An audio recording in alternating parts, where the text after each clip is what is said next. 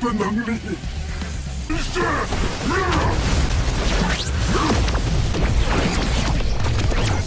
就被你们打碎了。无敌屠龙大炮，在本钱不知道够不够啊？你们知道啊？你这6个宗门都知道的事儿，后宗门100年内的一应花费，算不过来，反正很多。今日所言句句属实。好，一言为定。Halo guys, balik lagi bersama Mimin from Zero. Di video kali ini, Mimin bakalan kembali melanjutkan alur cerita Donghua berjudul My Sectarian Members Are Spies bagian 45 ya.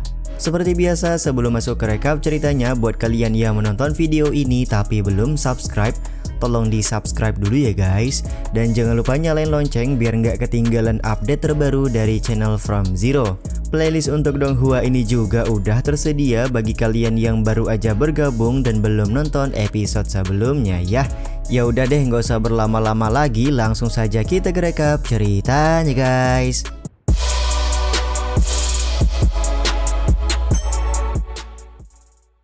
Cerita dimulai dengan kebangkitan kursi tahta ketua sekte Sunlong ke-9.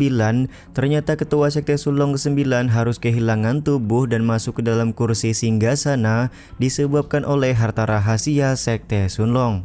Tiba-tiba saja Chen Ning juga menghilang karena ternyata tubuh ini hanyalah tubuh klon yang sudah dibuat oleh entitas sistem yang Chen Ning miliki. Ketika melihat keberadaan Chen Ning yang asli, ketua sekte ke-9 langsung melakukan serangan demi serangan, tapi tentu saja serangan ketua sekte ke-9 tidak akan dibiarkan begitu saja oleh Jiangsu.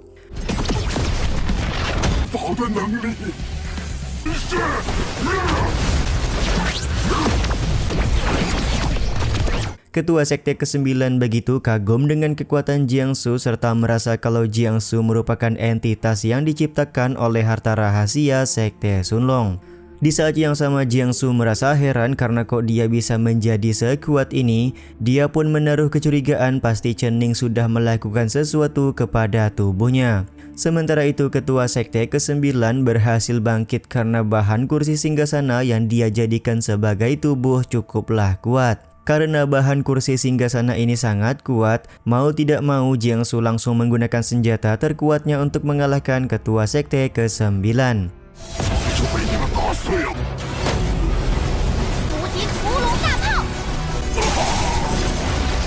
Benar saja ketua sekte ke-9 langsung babak belur setelah terkena serangan dari Jiangsu.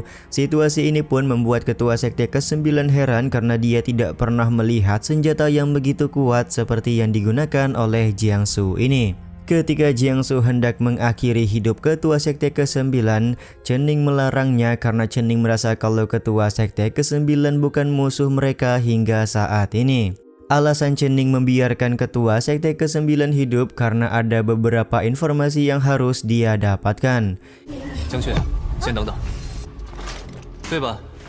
Kita dibawa flashback 155 hari yang lalu di mana ketua sekte ke-9 yang bernama Chen Hongxing sedang mencoba membuka harta rahasia sekte Sunlong.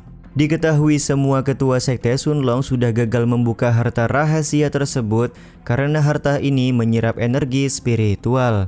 Ketika Chen Hongxing sedang sibuk membuka harta rahasia, Han Zhuang mengira kalau gurunya sedang menunggu petaka surgawi guna bisa melakukan penerobosan.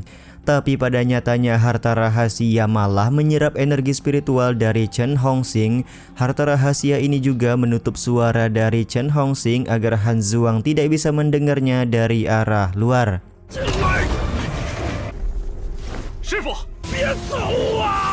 Tak lama kemudian harta rahasia mengeluarkan tubuh Chen Ning yang akan dijadikan sebagai wadah untuk menerima semua kekuatan yang dia miliki serta menjadi ketua sekte Sunlong yang baru. Chen Hongxing yang belum mau menyerah akhirnya memutuskan untuk menyimpan energi spiritualnya ke dalam kursi singgasana yang dia buat sebelumnya. Dan ketika ketua sekte berteriak, semua orang di dalam sekte mendengar bahwa Chen Hongxing akan memberikan tahtanya kepada seseorang. Itulah yang menyebabkan semua orang di dalam sekte Sunlong mengira kalau ketua sekte ke-9 sudah memberikan restu kalau Chen Ning merupakan ketua sekte yang baru. Chen Ning akhirnya bisa memahami apa yang sudah terjadi dan kenapa dia bisa menjadi ketua Sekte Sunlong. Di saat yang sama Chen Hongxing sangat takut jika dia harus pergi ke alam langit surgawi. Chen Hongxing sadar kalau dia tidak akan pernah bisa keluar dan akan terkurung selamanya di alam tersebut. Chen Ning pun lekas meminta Chen Hongxing untuk tenang karena Bang MC sudah melindungi jiwa keilahiannya dan bukan tidak mungkin Chen Ning juga akan mencarikan tubuh baru untuk Chen Hongxing.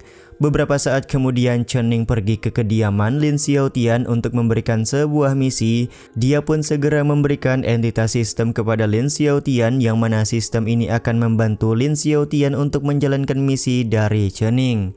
Kesetiaan Lin Xiaotian juga langsung meningkat menjadi 100% setelah dia mendapatkan bantuan berupa entitas sistem. Bang MC kemudian memberi Lin Xiaotian sebuah sekop untuk menggali lubang yang berada di aula sekte. 我的第二神魂，我也在所不惜啊！被宗主。 3 hari kemudian, Xiao Mei, Chang Yu, Yu Yi dan juga Han Zuang berlatih masing-masing sebagai persiapan mereka untuk membantu Sekte Sunlong berperang melawan dinasti Api Agung. Tapi persiapan mereka berempat sia-sia saja karena Chen Ning memutuskan pergi sendirian menghadapi ratusan sekte. Tentu saja keputusan ini membuat mereka semua kaget dan mempertanyakan karena jika pergi sendirian maka akan sangat berbahaya bagi keselamatan dari Chen Ning. Meskipun sudah mendapatkan larangan dari para pengikut setianya, tapi Chen Ning tetap berkeras pergi sendirian. Keberanian Chen Ning ini juga mendapatkan pujian dari Peri Qin yang menganggap Chen Ning lebih hebat ketimbang Xuan Tian.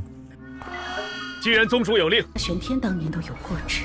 Sementara itu, Qilian masih terus kepikiran jika Chen Ning mati di medan pertempuran, maka dia tidak bisa memasuki alam langit surgawi. Untuk itulah Qilian langsung meminta Chen Ning berhenti karena dia ingin menawarkan sebuah kesepakatan.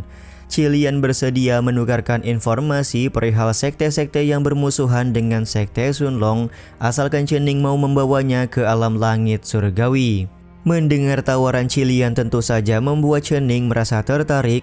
Bang MC pun kemudian menanyakan nama-nama sekte kepada Qilian sebagai persiapan berperang melawan sekte-sekte tersebut. Akan tetapi belum sempat Qilian memberitahukan nama-nama sekte, tiba-tiba saja Chang Yu dan Xiao Mei membocorkan nama-nama sekte tersebut. Ternyata bagi mereka berdua nama-nama sekte yang ingin disebutkan oleh Qilian bukanlah informasi yang begitu penting. Sedari itulah Xiao Mei meminta Qilian untuk mengubah penawaran kepada Chen Ning. 咱本钱不知道够不够啊？你们知道啊？ 你这6个宗门都知道的事儿， Karena udah kepalang tanggung, Qilian menjelaskan kalau sekte Immortal Cloud yang dia pimpin mempunyai harta berlimpah. Jadi berapapun banyak harta yang diinginkan oleh Chen Ning maka dia akan memberikan asalkan bisa memasuki alam langit surgawi. Xiao Mei tampak langsung melakukan tugasnya dengan ngomporin Qilian agar mengeluarkan harta yang lebih banyak untuk bisa mendapatkan keuntungan di alam langit surgawi. Begitu pula dengan Chang Yu yang meminta Qilian untuk mempersiapkan berlian roh sebagai persiapan untuk mendapatkan teknik ketua sekte terdahulu.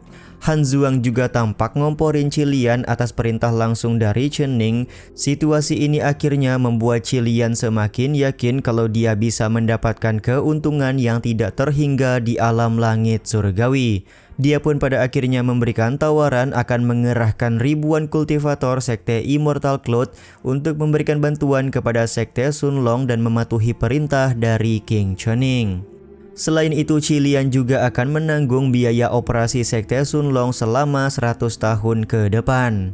Tentu saja penawaran yang dibuat oleh Qilian sangat gila dan besar hingga Jiangsu tidak bisa menghitung berapa banyak keuntungan yang akan didapatkan oleh Chen Ning sebagai ketua sekte. Karena Chen Ning membutuhkan bukti, maka dia meminta Qilian untuk melakukan sumpah. Dan yap, benar saja Qilian langsung bersumpah bahwa dia tidak akan mengingkari janjinya hari ini. 后宗门100年内的一应花费， 算不过来，反正很多。 今日所言句句属实。好，一言为定。 Setelah Qilian bersumpah, Chen Ning tanpa ragu langsung membawa Qilian untuk masuk ke alam langit surgawi hari ini juga. 娘啊！哎，宗主！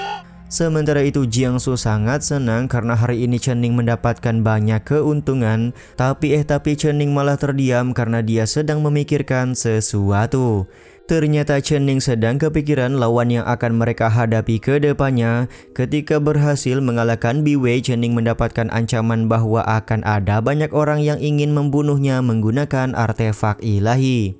Berdasarkan pengalaman, Chen Ning akhirnya menyimpulkan mereka pasti akan menghadapi musuh berupa sistem yang sangat kuat. Untuk itulah Bang MC harus bersiap dengan mengumpulkan data dan informasi guna memperkuat pertahanan mereka. 代码001条指令。连线能力与世界一样强的系统。该从哪里开始？ Chen Ning kemudian mengeluarkan kepala Bi Wei untuk dianalisa lebih lanjut oleh Jiangsu, tapi karena Jiangsu merasa jijik dengan kepala Bi Wei, maka Chen Ning mengubahnya ke dalam bentuk robot agar Jiangsu melakukan pekerjaannya dengan mudah. 差不多，我这就去破解了它。 Sementara itu di gerbang masuk Sekte Sunlong sudah terjadi penyerangan oleh pasukan dinasti Api Agung. Ternyata pasukan ini juga sudah menyerang Ling Er dan si kakek atas perintah langsung dari Kaisar Yan. Han Zhuang sebagai orang yang bertanggung jawab menyadari bahwa serangan kepada Sekte Sunlong dilakukan oleh para kultivator. 太阳皇帝用诛杀叛逆的名头。 Sementara itu di dalam kamarnya, Chen Ning hanya tersenyum karena dia sudah siap untuk melakukan aksi dengan membantai ribuan kultivator yang menyerang Sekte Sunlong. 是一刻不能松懈。 Penyerangan yang dilakukan oleh Kaisar Yan dinasti Api Agung ini juga sekaligus menutup episode kali ini ya guys. Ya udah deh, sampai di sini dulu aja video kali ini. Mohon maaf jika masih banyak kekurangan dan kesalahan dalam penyampaian kata-kata ya. Terima kasih untuk kalian yang udah pada nonton dan jangan lupa subscribe serta nyalain loncengnya ya guys. Mimin selaku penulis narasi, tukang voice over dan tukang edit video pamit undur diri. Salam hangat, see you in the next video. Bye bye guys, see you next week.